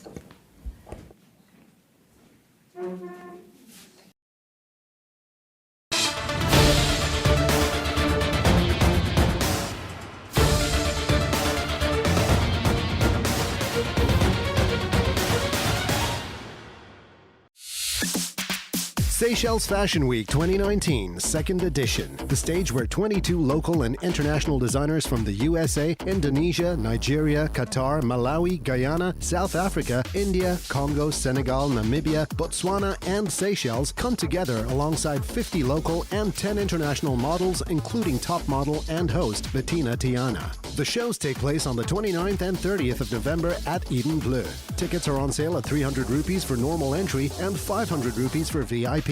Enjoy a special offer for both shows at 550 rupees for normal entry and 900 rupees for VIP. Tickets are on sale at Camion Hall, Room 15, or call 422-4360, 257-9915, or 272-5870 for bookings. Be part of this grand event, the biggest fashion show in Seychelles for 2019.